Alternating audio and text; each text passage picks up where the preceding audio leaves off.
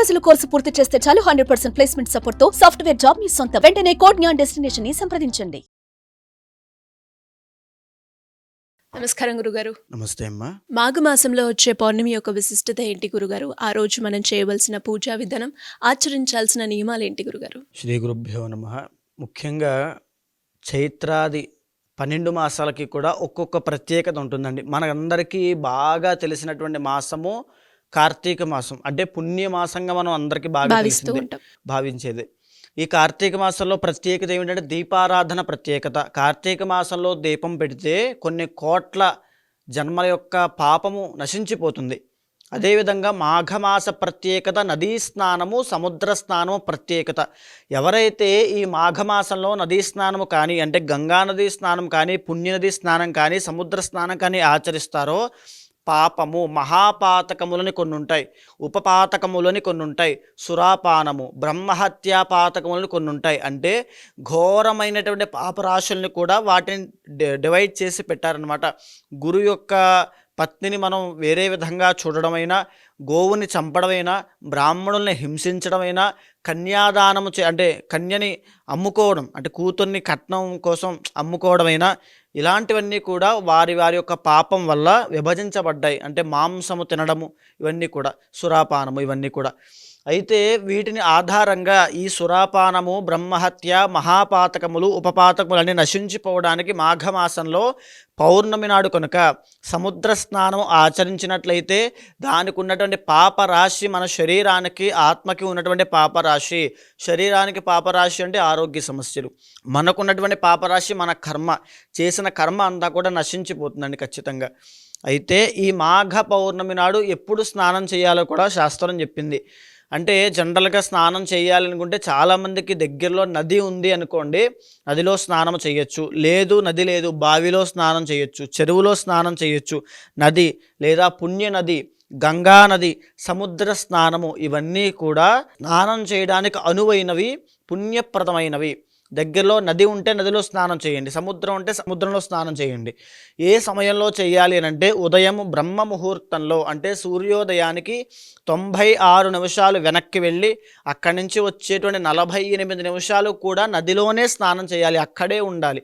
అది స్నానం అంటేనండి. అంటే ఏదో వెళ్ళి 3 ముడుగులు వచ్చి పైకి వచ్చేయడం కాదు. 48 నిమిషాలు స్నానం చేస్తే దాని యొక్క ఫలితం అందుతుంది అని శాస్త్రం చెబుతోంది.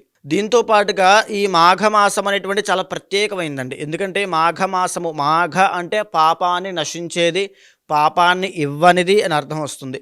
సో ఈ మాఘమాసంలోనే మనకి ఎన్నో రకాల పుణ్యతిథులు వచ్చాయి. రథసప్తమి ఉదాహరణకి మనం చెప్పుకున్నాం.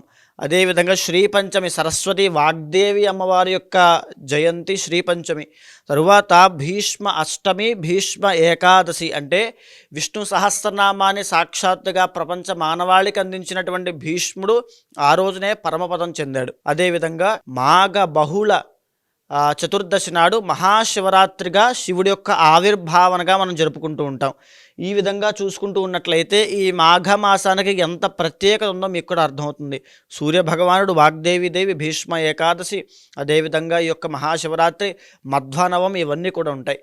సో ఈ మాఘమాసాన్ని సముద్ర స్నానంతోనే వినియోగించుకోవాలి. సో ఎవరైతే ఈ మాఘమాసము, అంటే ఈ మాఘమాసంలో శివకేశవులకి, లక్ష్మీనారాయణులకి ఇద్దరికీ కూడా, అందరికీ కూడా ప్రీతికరమైంది కాబట్టి లక్ష్మిని కోరుకునే ప్రతి ఒక్కరూ కూడా, ఈవెన్ ఎంతటి దరిద్రమైనటువంటి స్థితిలో ఉన్న వాళ్ళు కూడా శుద్ధ లక్ష్మీర్ మోక్షలక్ష్మి, జయలక్ష్మి, సరస్వతి, అంటే ఏ లక్ష్మీ కటాక్షము, సరస్వతి కటాక్షము, శివకేశవుల యొక్క అనుగ్రహం కావాలనుకుంటే ఈ మాఘమాసంలో ఎలాంటి అపవిత్రమైన పనులు చేయకుండా కేవలము కనీసం మాఘ పౌర్ణమినైనా ఉపయోగించుకుని బ్రహ్మ ముహూర్తంలో కానీ, మాఘ పౌర్ణమి తిథి ఉన్నప్పుడు ఎప్పుడైనా సరే సముద్ర స్నానము ఆచరిస్తే లక్ష్మీ కటాక్షం కలుగుతుందండి ఖచ్చితంగా. అయితే ఎలాంటి ఏ నదుల్లో స్నానం చేయడం వల్ల ఏ ఫలితం దక్కుతుందో కూడా మనకి శాస్త్రంలో చెప్పబడింది.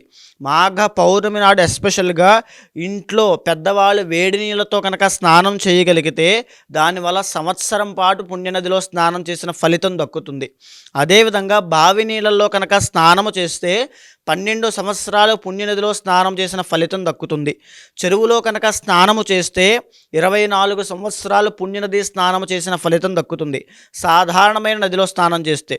అదేవిధంగా పుణ్యనది స్నానం అంటే ఏదైనా ఒక గోదావరి, కృష్ణ అలాంటి వాటిల్లో కనుక స్నానం చేసినట్లయితే 9600 సంవత్సరాలు పుణ్యనది స్నానము చేసిన ఫలితం దక్కుతుంది. ఇకపోతే సంగమ స్థానాలు అంటే ప్రయాగరాజ్ ఉన్నాయి చూసారా, ఇలాంటి వాటిలో కనుక స్నానము చేయగలిగితే 38,400 సంవత్సరాలు పుణ్యనది స్నానము చేసిన ఫలితం దక్కుతుంది. గంగానదిలో స్నానము చేస్తే 3,84,00,000 సంవత్సరాలు పుణ్యనది స్నానం చేసిన ఫలితం దక్కుతుంది. అదే త్రివేణి సంగమంలో కనుక స్నానము చేస్తే గంగానదిలో స్నానము చేసిన దానికంటే 10 రెట్లు ఫలితం ఎక్కువ దక్కుతుంది. సముద్ర స్నానము కనుక చేస్తే గంగానదిలో కన్నా, త్రివేణి సంగమంలో కన్నా సముద్ర స్నానం కనుక చేస్తే శాస్త్రం చెప్పిన మాట అది మాటల్లో చెప్పలేనటువంటి ఫలితము. ఈవెన్ ప్రతి ఒక్కరికి కూడా ఎంతటి దరిద్రంతో బాధపడే వాళ్ళకైనా మాఘ పౌర్ణమి అనేటువంటి అద్భుతమైనటువంటి ఉపశమనం కలిగించేటువంటి రోజు.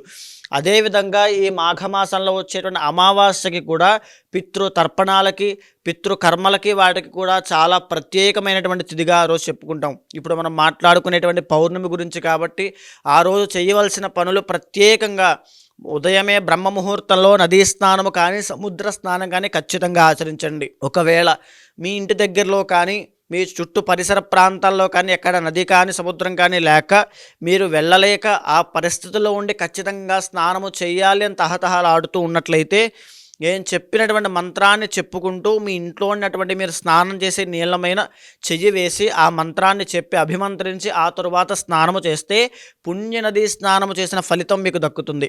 ఆ మంత్రాన్ని చెబుతాను, శ్రద్ధగా వినండి. గంగే చయమునే చైవ గోదావరి సరస్వతి నర్మదే సింధు కావేరి జలే అస్మిన్ సన్నిధం కురు. ఇది ఆ మంత్రము. ఈ మంత్రాన్ని ఒక 3 సార్లు చెబుతూ ఆ చెయ్యి మీరు స్నానం చేసే నీళ్ళపైన వేసి కనుక అభిమంత్రించి స్నానము చేస్తే పుణ్యనది స్నానం చేసిన ఫలితం దక్కుతుంది. అదేవిధంగా ఆ రోజున ఉపవాసం ఉండి మీ ఇష్టదైవ ప్రార్థన చేసిన లేదా దగ్గరలోని శివాలయానికి వెళ్ళి పంచామృతములతోనూ ఆవు నేతితోనూ అభిషేకం చేసి ఆవు పెరుగుతోనూ అభిషేకం చేస్తే గొప్ప ఐశ్వర్యం పడుతుంది. ఎవరికైతే రుణ బాధలు ఉంటాయో అండి, లక్ష్మీ కటాక్షం కావాలి, ఆనందం కావాలి, సంతోషం కావాలి, కుటుంబ సమస్యలు తొలగిపోవాలనుకుంటే ఆ రోజున శివుడికి పంచామృతాలతో ఎస్పెషల్లీ ఆవు పెరుగు, ఆవు నేతితో అభిషేకం చేస్తే ఉన్నటువంటి సమస్యలన్నీ తొలగిపోతాయి. అందులోనూ మరీ ముఖ్యంగా ఆ రోజు శివుడికి అభిషేకం చేసేటప్పుడు తిల్లలు అని ఉంటాయండి, అంటే నువ్వులు అని అర్థము. చాలామంది ఉన్నటువంటి అపోహ ఏమిటనంటే తిల్లల్ని మనం ముట్టుకుంటే దరిద్రం అని, లేకపోతే చేతికిస్తే దరిద్రం అని భావిస్తూ ఉంటారు. అలా కాకుండా తిలలు విష్ణు స్వరూపాలండి, విష్ణు యొక్క స్వేద బిందువులే తిలలు. కాబట్టి ఆ తిలలు ఈశ్వరుడికి కూడా చాలా ప్రీతైనవి.